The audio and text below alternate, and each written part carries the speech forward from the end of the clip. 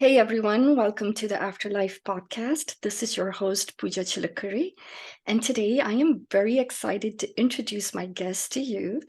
Jane Asher has always been a natural connector who has enjoyed a successful career in media and the music industry, notably at major radio stations in San Diego and Santa Barbara and Virgin Records, based out of Chicago. Jane is also the author of a book, The Next Room, and hosts a podcast by that same name. She interviews professionals and practitioners from diverse backgrounds about death, dying, grief, afterlife, and cultural traditions surrounding the journey that we all must ultimately make. Jane has been a part of a team for 5 years that has built homes in Tijuana for families in need through the Lutheran Border Concerns. She has traveled to El Salvador to feed the homeless, Malaysia to help build a school, and Armenia to work with women and children. Jane lives in San Diego with her husband, Tom. She is answering her passion-filled purpose by recording her podcast and writing daily. And despite being so very busy, she has taken the time to speak with us today. I am so grateful and welcome to the show, Jane. Oh, thank you so much for the invitation. It's interesting when you do a podcast, um, you're always the one that's focused on the guest. And so it's really fun for me to be on the flip side of it and to be invited on a show. So big gratitude to you and your listeners for having me on your show. I appreciate it. We appreciate it, Jane. And let me tell you, your book, The Next Room, I finished reading it about 2 weeks ago. And since then, I've been very excited about us finally meeting and me getting to ask you some questions. So I am not going to waste any time. We're Okay. going to dive right into it because this book fascinates me because you co-authored it with your mom after Mm-hmm. she transitioned to the other side. And that is not a story you get to hear every day. So, yes, please share with us what led to this. Oh boy, that is a great question. I'll try to be as concise as possible, and I prayed before for clarity and good communication skills. So, um, my mother, clearly my best friend on the planet. I'm the baby of six, and my entire life I just had this just extraordinary bond with her, almost to the point where I felt like I was her mom. I was always babying her and anything I could do to make her life better when I would see her. Just a great lady. So when she transitioned in 2010, rightfully I was devastated. My entire family was. My dad and my mom had been married 62 years. So he's this big bear of a man who's lost, wandering around the house looking for his heart. Um, and so it was really difficult on all of us children, all the grandchildren, everyone that met her really loved her because she was just very direct, but very fair. And I don't know, she just had this inner guidance system that you were very drawn to. So she leaves. My dad's devastated. My oldest sister called me and said, "Hey, we've got to get dad out of Michigan. It's too cold. How about we send him out to see you?" I was turning 50. Unbeknownst to me, my husband was planning a surprise birthday party. And she's like, we'll get dad out of the snow, gives Cal and myself a break because dad had been living with them. He didn't have the heart to live alone. And he also didn't want to go back to Florida, which is where he and my mother, that they were snowbirds and they would always go to Florida. So I'm like, oh, I love it. Great. Send dad out to see me. So the wheels got in motion to send dad out here for a full month. Had two kids in high school and it was great. It was just awesome. So I get the kids out the door to school one day and he came out of his bedroom and he was like, Janie, I want to talk to your friend. And I was like, Dad, you're going to have to be a lot more, you're going to have to be a lot more clear about that. I have a lot of friends. Who do you want to speak to? And he said, the one that does seances and stuff. And I started laughing. I'm like, oh, my friend Pam. Well, Pam, well-known psychic medium. I had been friends with her since I was on the radio in Santa Barbara. Really tuned in woman. And I knew the psychic part of Pam, but Pam doesn't promote the medium side because, in her words, it kind of brings out a little bit more, a harder clientele to deal with because there's a lot of grief. So I didn't really even think much about it. I mean, I know her well, but she, like I said, she doesn't promote the medium side. So I was like, Dad, I don't know what you think she can do for you, but I'll give her a call and see if she would talk to you. I called Pam. I said, my dad, deep grief. Mom just left not too long ago. Um, and she said, absolutely, I'll talk to him. So that set the stage for how the book came to be because my father came out here. I parked him in the backyard with my friend long distance. He was on my landline. I go inside to prep dinner. I go around the side of the house and I kept peeking and he's on the phone and 20 minutes and 30 minutes and 40 minutes. I'm like, oh, what did you do here? You stuck your grieving dad on a long distance phone call, with your friend who makes really good money doing this for a living. And finally I could see it hung up. I go out in the backyard. Tears are streaming down his face, and I'm thinking, "Oh, no, what'd I do?" I thought I was helping him, but in fact, I intensified his grief, and I started apologizing profusely, and he was like, "No, no, it's okay. She was here." And I'm like, "Who was here?" And he was like, your mother was here. Come on, we gotta go listen." And he bolts across my living room, comes out through the kitchen into the garage, which is where I am now, my little studio, sit down, and sure enough, there was a recording of their conversation. Mhm. So Dad got the party started, Pooja. Jane, I don't know. When you're sharing this, I have goosebumps because how did you take, like, I have to be honest with you, how did you take it? Because I would have been stunned and not known what to do with that. You know, I think because, Pam was a good friend of mine, and we used to have her on the radio station when I worked the morning show with Terry in Santa Barbara. And so Pam would come on periodically, and we would have listeners call in with their questions, and Pam would be on this phone line, and the listener would ask the question, then Pam would like do a reading through the phone. So Mhm. I knew the depth of her. I don't know. She said we all have the gifts, right? But she's really tuned in. She's like this little fine-tuned radio station. But as she's pointed out, it's no different than, you know, say you're a brain surgeon and you work on brains every day, you're going to get quite good at it. Yeah. Or if whatever it is, whatever skill set it is. And so for 40 years, this woman was tuning into people and she just could pick it up. So I didn't I was kind of amazed because I didn't realize that that's what she was gonna do for my dad. I had no idea. Mhm. And once we sat down and we were sitting side by side in the studio and we're listening to her phone call, it was abundantly clear that Mhm. it was my mom. I Yes. mean, she was saying things to my dad that were only the 2 of them had shared, Yeah. and the wording and the way that she was saying things, Yeah. um, and she also knew that I would be the one that would be able to connect my dad with her because throughout my life, I'm the baby of 6, I moved out to California, everybody else is in Michigan. My folks were very open to the interesting friends that I had made along the way. California's known to be, the land of the Yes. fruits and the nuts. Yeah. And I really bonded with the woo-woo community. I love it. I embrace it. I'm Yes. not Yes. ashamed of it. I dig Yeah. it.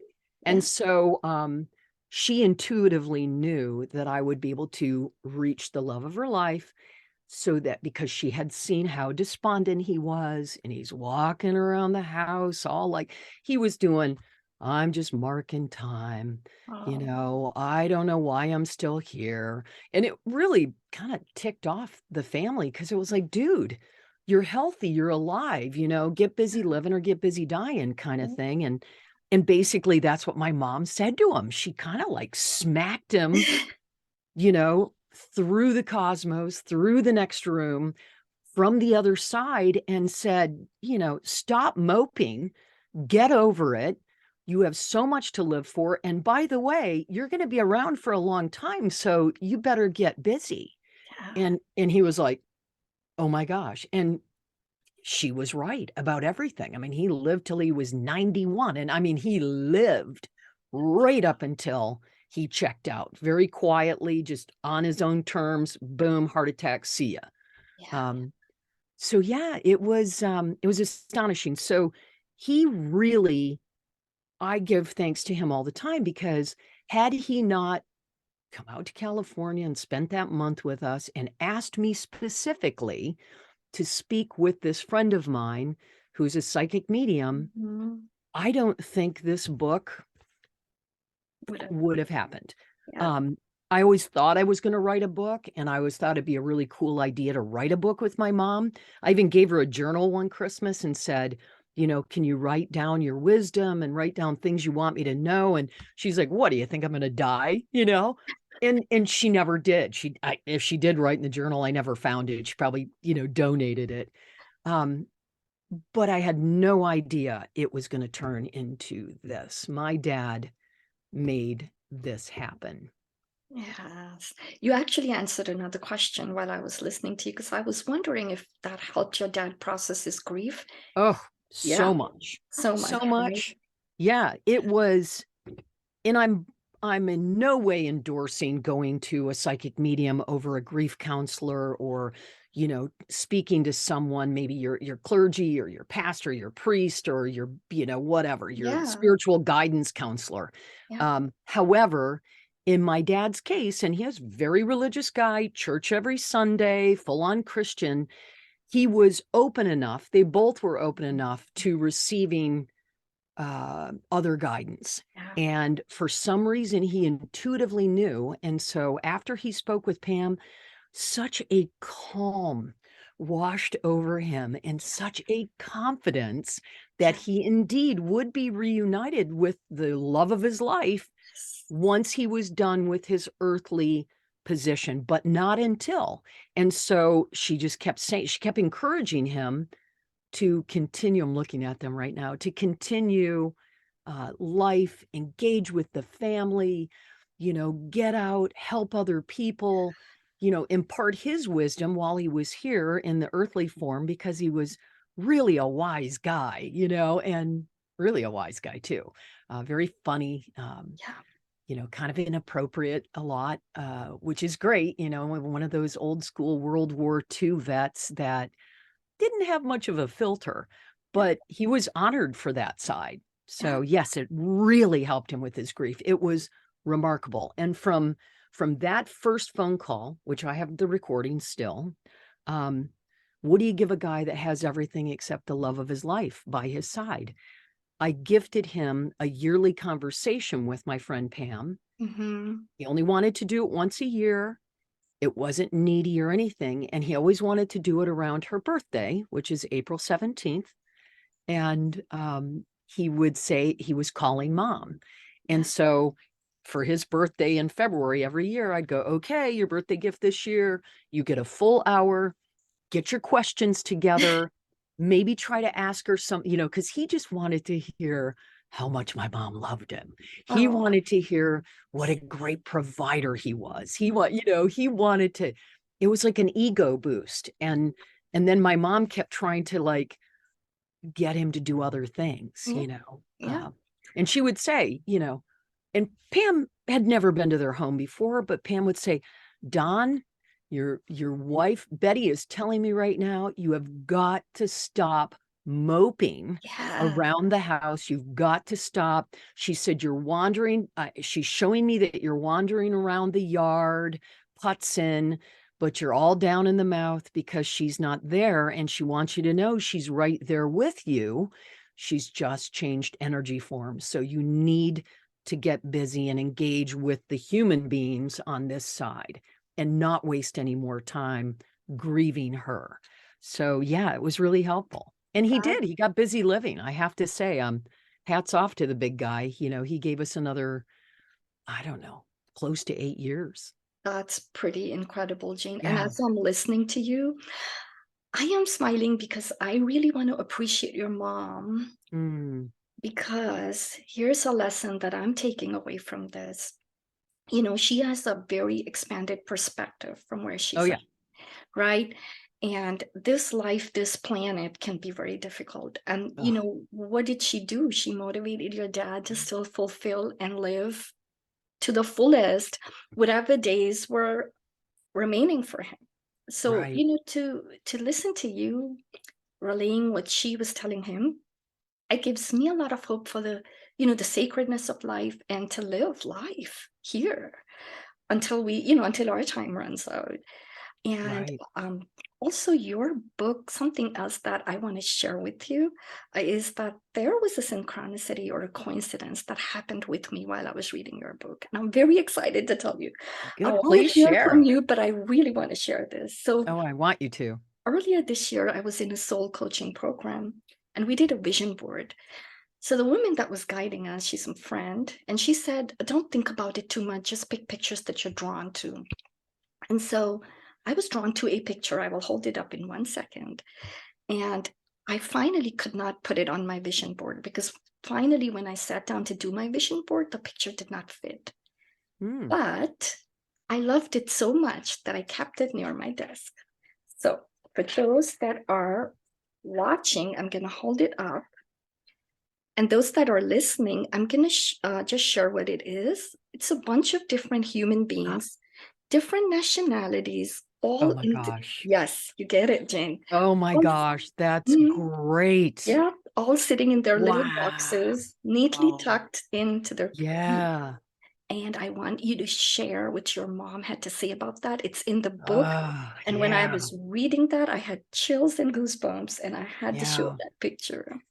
That's great. Well, the book is in four parts. So part three, which, Dad got the party started, um, the idea came through my sister, who was also in the next room, but to ask Pam if Pam would assist me in communicating with mom and that I could ask her questions.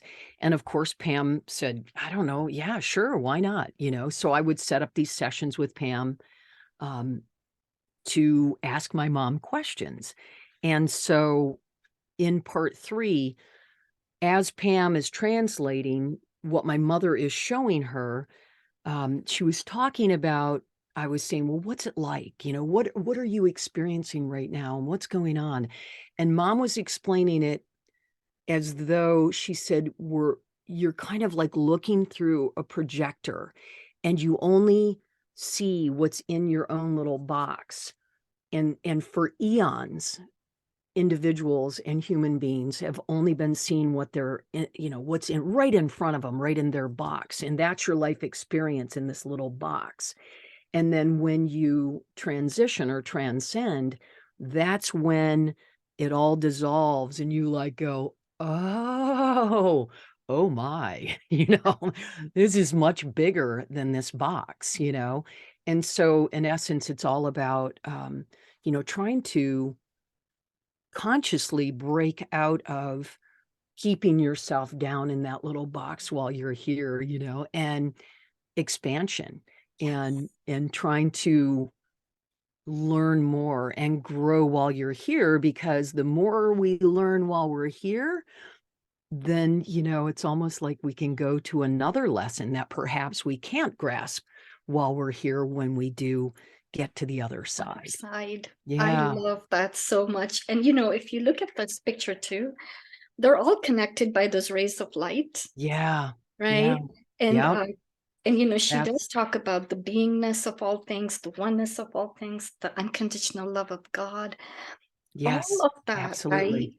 personally Yeah. found very healing because in my background, I was in a very fundamentalist type religious group for a long time.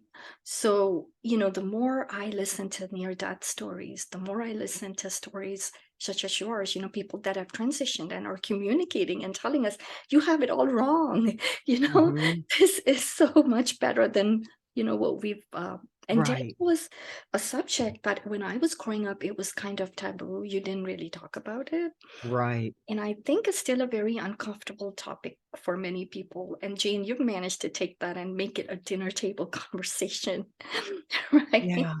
Yeah. Well, thanks to both of my parents and my big sister too, because um, I had to get out of my own way. And she told me that. She said, you keep it's like you're squeezing a garden hose and you're stopping the flow, or you're trying to make your foot fit in the shoe like Cinderella. And she was like, go barefoot, you know, um, and don't worry about what anyone else thinks or feels about this journey you're having. It's not going to be for everyone, because not everyone is ready to connect with what you have to say, and that's unequivocally okay. Yeah. I'm not here to try to change anyone or try to, get them to fit into my box of my beliefs at all. I'm just trying to expand myself, so that I can be the best Jane I can be. That's all I'm here to do. And so once it's interesting you asked me that, because I'm really working at even getting better. Like every single day, I'm like, okay, what is it that I'm supposed to learn? What lesson is it? And I'm human. I get sassy. Things happen, and I'm, have the not the nicest thoughts. Um, but I'm now examining those, where before I would just act on them. Now I sort of try to get up out of myself, look down, and go, you could do better. You don't need to do that or say that or think that. Yeah. And so that's Yeah. it's yeah, it really is about a higher consciousness and allowing it to kind of show up, Yes. you know. And something that you also talked about in the book and with your mom, that the walls of the box is getting thinner, Oh right? yeah.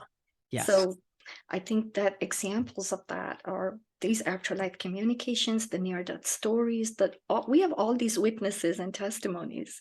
We're Yes. surrounded right now, at Yes. this time on this planet. I don't know if Yeah. it's the internet, but I just seem to find these stories, and it just Yeah. amazes me more and more. Your book has also given me a kind of a validation, because I've been a very left brain science kind of person, but I'm also very mystical when it comes to spiritual experiences. I appreciate the supernatural, but I still tend to dismiss it. And recently I've had some experiences where I feel like my grandfather came to me at night Mm, twice. But good. the reason I dismissed it is because he passed away when I was 4 years old. Doesn't I, matter. I don't have an active memory. I don't have a active conscious missing. There's no awareness of attachment, and yet it happened twice. And I was like, I imagined it. But then I read your book, and I'm thinking, what if I didn't imagine it? Yeah. So it's Yeah. great that we are sharing and making these more conversations more mainstream, because there is sometimes stigma associated, like you Yeah. said, with Yeah. but those of us who've experiencing it, we know the joy of it, right? So Right. yeah. Yeah, and Pooja, I think you bring up a really good point. I mean, so much of us, what we're taught Yeah. is to look at data and look at Yeah. facts and, be logical and, don't be so silly, I mean, you know, boom, boom, boom, boom, boom. And I don't want to live in that space. I want to live in possibility. I want to live in expanded consciousness. I want to live in parallel universes and just really constantly challenging myself to get up and get out, and to learn while I'm here. But a lot of people doubt. They doubt the signs because they've been taught that maybe that's weird or it's not really happening. And there's plenty of people that are black and white and will say, well, that's just a bunch of hooey. That's okay. You Yeah. don't need to spend time in that In that world. world. There are so many other expansive things happening right now, Yeah. that it's shocking. Like now, it's become very normal to turn on the TV and hear stories that are unique and spiritually based. And Hmm. there's TV shows that are dealing with death and afterlife. And Hmm. it's become kind of a hot topic, which I love, because it's time to understand that death is as beautiful as birth. Mhm. It's the beginning of a life and then it's the end of this particular life. Mhm. And but it's just as beautiful because we keep Yeah. going. Yeah. Yes, you're sad because you miss the physicality of someone, but boy, oh boy, they're still with us. It's They're just still with you us. just have to figure out how to connect. And the fact that your grandfather's coming to you, I would keep a journal next to your bed. Mhm. And when you do get those visitations from your grandfather, um, just say, what is it that you want me to know? Yeah. And if whatever it is, don't second guess it. If you Yeah. get some stream of consciousness and you just feel, wow, that was my grandfather, you start to smell something that's different Yeah. that maybe smells like your grandfather. Yeah. Um, You'd be surprised what your little 4-year-old brain will remember. Yes. So, just It's write those things down. He may be trying to reach you for a particular reason. yeah, it happened twice, and I tell you, I woke up in the middle of the night with that presence, and I thought, "Well, that's my mom's, dad." And I'm thinking, "How on earth do I know?" Mm, I don't even know how I knew that. yeah, So that's, yeah. why I was at first dismissive, but after reading your book, I decided, "No, if it happens again, I will take it seriously, Jane." I would take it So seriously now. I yeah, would get a picture of him, put it in a frame, yeah, put it in a sacred spot in your house. I'd light a candle. I would talk to him. yeah, I would pursue that because that's part of like what I'm trying to help people understand and in a very subtle and soft and loving way, show them yeah. that there's nothing strange about continuing the relationship. Love never dies. Yes. Love never dies. Paradise. Yeah, So, and scientifically, we yep, are energy, right? So yep, we don't die either. We just yep, transfer energy forms. We go somewhere. Um, so wherever that is that you believe, and in my experience, it's the next room. yeah, Some people call it nirvana or heaven. Some people think fade to black. This is all there is. And yeah. I just think that's such a small Mhm, view, such a mhm. teeny tiny, I mean, that's like a speck of sand on the beach. It's like, how could we just how this is not that I mean, yes, it's special, but Yep, it is yes, yes. certainly not the end. I have living proof of it every single day that I wake up. That is I'm so like, amazing, Jane. yeah, it's great. I love your story, and, Thank I you. do appreciate what it took for you to get there, though, because when I was Mm, reading your book, there was a moment where I did cry mm, because I love my mom. yeah, Thankfully, she's still here, but I can't even imagine. So when you were describing your grief and, even with your older sister, so it wasn't like it's almost like you almost had to go through that to get to this, you oh, know? yeah. Oh, Yeah, absolutely. Yeah, yeah, without a doubt. There would be no book if had I not had the deep grief that I've had yeah, and the guidance that I've had from all of those. But there's a reason why all of this has happened. And pretty much, even if it like she kept saying, I was like, well, how are people going to find the book? How are people going to and she's like, oh, don't worry about that. The right people have already find that. They yeah, found you. They found it. And I see it happening all the time. Case yeah, in point, speaking with you today. I yes, mean, I just got this email from you and you asked me to come on the show and I'm like, yep, oh, I love to go on other people's shows. It's fun for me, yes, because I get to talk about my journey versus interviewing someone about their journey. I like both sides of it. yeah. But, And you've yeah. done such an amazing job with your podcast too, because I think that's such a a lot of times when I was going through hard times, I wouldn't talk to people, but I would go online and try to find YouTube videos and other people's podcasts and stories and, talking about grief, end of life, death, are very, very difficult topics, Jane. So Yeah. thank you for serving. Thank you for doing that. I do have one question about that. Sure. From all the people that you've interviewed, and I've heard one or two that were very, it was very sad, but they did have hope in the end. Are there any insights that you want to share with us regarding the grieving process? Boy, yeah. I think probably the number one thing that comes up with grief is whether you're the person grieving or whether you are helping to just be there with someone that is in deep grief is just be there. Don't try to fix it. Don't try to, you know, don't give them platitudes like, oh, they're in a better place, or oh, they're out of pain. Because all that grieving person that's left behind thinks is, I want them here with me. I Mm, want that person here by my side. So um, just be. And I really strongly encourage people to ask questions about the loved one that has gone. So, mm, say for instance, one of your friends, their mom has just crossed. My favorite thing to do is send them a beautiful card and just say, when you're feeling strong enough, let me take you out for coffee. And I just want you to share all the fun stories and memories you have about your mom. yeah. Or even on the show, I'll be interviewing someone, and I just had somebody on a couple weeks ago, and she was telling me about her brother, and I said, "Tell me a fun story about your brother." You know, Mhm. say their names and talk about them because people are so uncomfortable with they think they're gonna make somebody cry or whatever.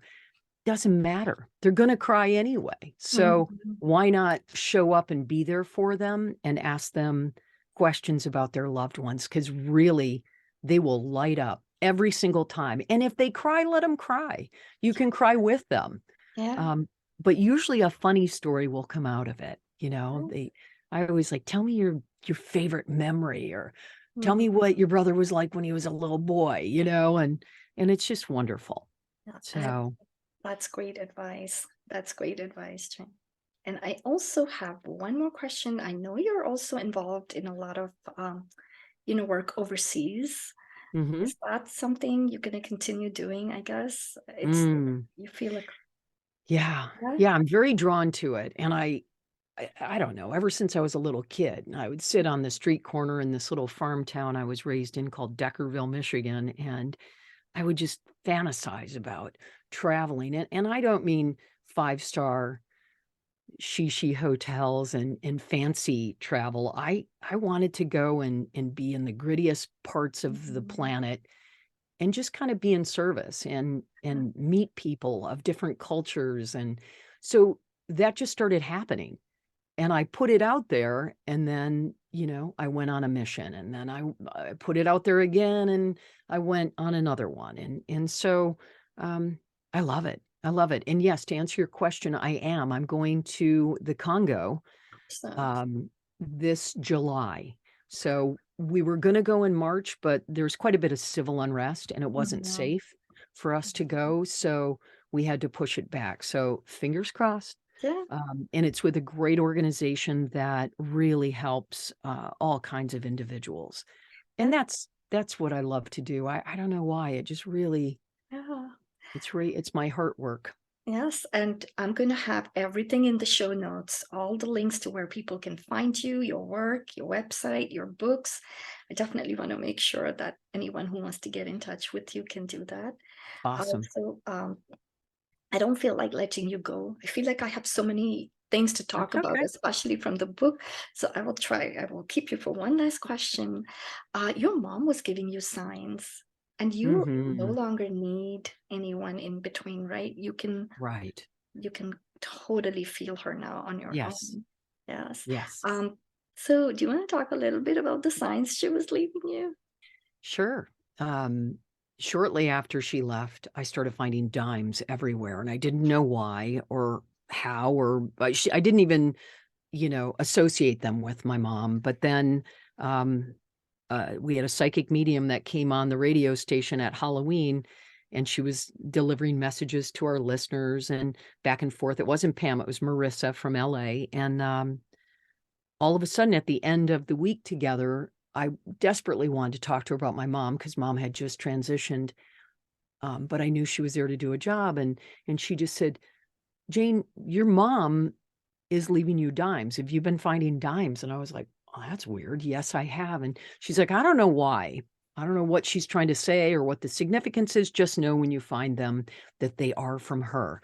So I tell my husband, so now he's finding them and our children are finding them. And every time I tell a friend about it, they would snap a picture and go, look what I found coming out of Target today. So but I still didn't really know the reason. And I was going to mail my dad a package for his birthday. And I was standing at the counter at Office Depot, and I all of a sudden got like a full recall, like a dream recall. And in the dream, my mom was sitting on the edge of my bed, and I propped myself up and I said, "Mom, what is the deal with the dimes?" And she said, "I like to see you smile."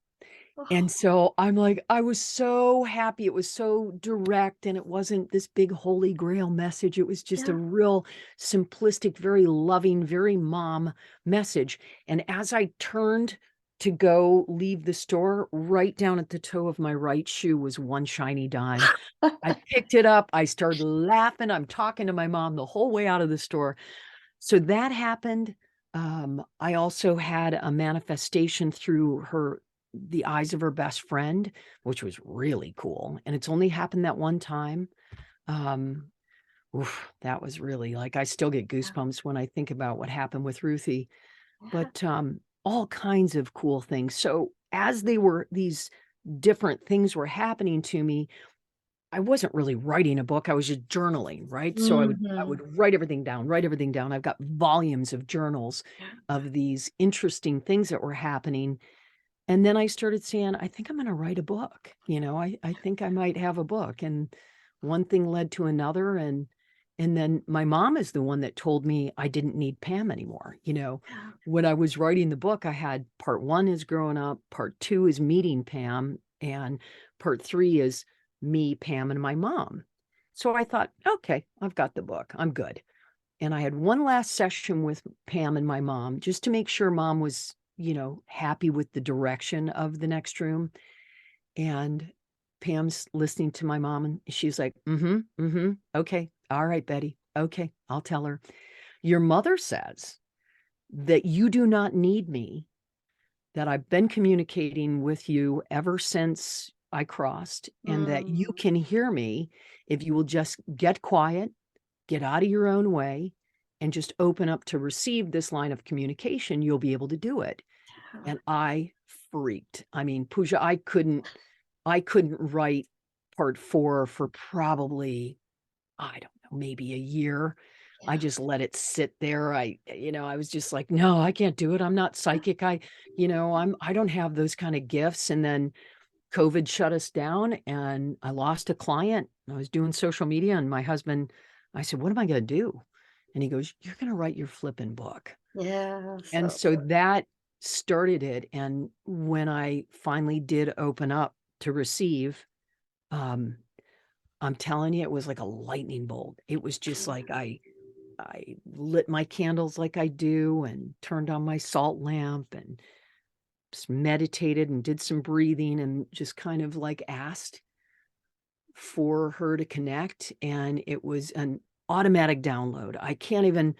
I was just in here typing so fast and tears streaming down, and I wasn't checking for typos or mhm. grammar or anything. I was just like, "Brr, brr, Yep. brr," Yep. and then at the end of the day or like the next day, I would reread it and I'm like, "Well, that's not me. I don't think like that. I don't have those thoughts. This is not, I mean, I'm Mhm. way too human." Um, Yeah. and so that's kinda how it all came to be. So we're working on the next room too right now. I saw that. I saw that in Yeah. your book. I was gonna ask you if that's coming about anytime, Yes. right? Well, I'm in the process of writing 3 books, but the next room too, I have the guts of it, but it really is a matter of me opening up, and she's ready. Um, I've been a little afraid because we're gonna have to go deeper Yeah. than the next room. Yeah. But I know that it's necessary, so I have to just be okay with it. She's fine with it. She's ready to go, and Yeah. she's got a lot to say. Yeah. But it's gonna be some difficult conversations and things Mhm. that people may not wanna hear. And Um, yeah. there are parts of that in your first book as well, Yeah. which I was reading and I thought, this is a very brave book. If a book can be Mm. brave, I mean, it's a very courageous. Sometimes it takes courage to speak your truth, so Boy, does it ever. yeah, Thank you for saying that, yeah, and I will say I had so much trepidation, I was really frightened, like, what are people gonna think? And yeah, I'm from a very, this small farm town, really Christian, um, you know, yeah, I cannot believe the amount of support that I have received from my little farm town, awesome, Deckerville, Michigan. yeah, They have embraced me. They have propped me up. They have bought the book. They've downloaded the book. They listen to the podcast. They're on my Facebook page. It's been shocking. Like, there's not a week that doesn't go by that my sister Gail doesn't text me and say, "Hey, I gotta share this with you. You know, Janice stopped me at the Dollar Tree," or, "I yeah, was at yeah, Target and somebody said, yeah, 'Oh my god, your sister's book.'" And yeah, she'll send me these big, long texts, and I don't know them. They're friends of hers yeah, that are 10 years older than I am. yeah, Um, Really cool. Like, that alone gave me the courage to continue because, yeah, I was really worried. I was worried about, all my family still lives back there, and what are all these people I yes, grew up with gonna say, like, "Oh, Jane moved out to California and lost her mind," you yeah, know? yeah, Um, yes, but no, I've got Deckerville, whoop, whoop. I yeah. love them. They're And great. that's Yeah. what I appreciate, Jane, because this is my belief that when we speak our truth, we don't know who's hungry for it. They may Right. still be appearing to be in that a rigid system or what have Yeah. you, but maybe they've moved on inside and they're longing to hear something that resonates. Yeah, So well, that's yeah, very true. Even the little library in Deckerville, carried the book and put it that's up on their little website. And when I say a small town, this is maybe 800 people. It's a village. It's not yeah, even yeah, considered a town. yeah, But magnificent human beings live yeah, there. And yeah. and I'm so, so grateful and so bonded with it. And thank you for saying that. It's so true. We don't know, No. none of us know what's going on inside of another human being. Hmm. We don't know how they were raised, what they Yeah, were taught, or what kind of box they were held into, yeah, and we don't know when they're ready to break free. yeah, And it's just like I don't force anyone. There are members of my family that have not read the book. yes. And at first, like, I'd say the first couple months I like got my little feelings hurt. Jane's ego came out to play. And then I was like, why does that matter? Yeah. You've got people in Australia that are telling you that it has changed their life. Hmm. That is now what has taken and bolstered me and lifted me up Yes. because I am reaching, they're not strangers anymore. They're my dear friends. I've got friends all over the planet now. Yeah. That's exciting to me. And you know what? A good friend of mine said, you know what? Maybe some of these family members, it's too personal. They're Mhm, just not ready to relive the pain. mhm. Um, and now I'm not upset at all. I'm like, Yeah, yeah, it's okay. I've got a great friend that's never read it, and she's got a voracious appetite. She reads like 5 books at a time. yeah, And although I'm curious, I will not ask her yeah, because I don't want to put her on the spot or make her feel yeah, uncomfortable. I'm like, oh well, I guess you just, for whatever reason, I have to allow that person the grace mhm, to not be bothered with my book. And it's okay. It's absolutely okay. yeah, Because for everyone like that I'm close with that hasn't picked up the book and read it, mhm, I'm hearing from people, like I said, that have embraced it. yeah, Like you, for instance, the review you wrote for me, my thank gosh, you. Pooja, it was like so thrilling to I read your review and to know that you absorbed the yeah, book. yeah, You got every nuance and everything that my intention was just to be clear and speak to the humans. yeah, Um, and that's what I did. But to have it received from people like yourself that really got it, boy, thank that's you. wonderful. I think I ate your book. Aw, And I'm probably that's so gonna eat it nice. again. And, Well, you know what? I read it all the time. I know that sounds weird, and it's not. that isn't attached to my ego. It's because I need to Yeah, hear those what lessons. right. I mean, look at that. Look at these sticky notes here. Yes. These are Yeah. all, and I'll have a moment when I'm not being as cool as I could be, and I'm like, oh, okay, mom. And I'll just open it up and I'll say, what do you have for me today? Yeah. And I'll read the thought that she has, and then I'm like, oh boy, I really needed that. I Mhm. really needed that, because it really is all about peace, Yeah. and it's about love, and it's about not sticking your head in the sand, being fully aware of what's going on the planet, because we're in a very Yeah. tumultuous time, but we all signed up for it. We all knew we were going to come down here at this time of great change. Mhm. Willingly, we knew we were going to be part of this. Um, but to stay in peace and Mhm. to stay in love, even though you want to like sometimes reach through your computer when you read something ridiculous on social media and go, are you kidding me? Really? Is this really how you feel? And I just stop myself and I remember what she's told me. Don't do it. Don't do it. Don't do it. Don't do it. Mhm. Allow everyone to learn and grow at their own pace. Give them the dignity to figure out what it is that they're here to learn. You're not here to change people's minds. Yeah. You're here to grow on your own. So if nothing else, the lessons I've gotten from her are good enough.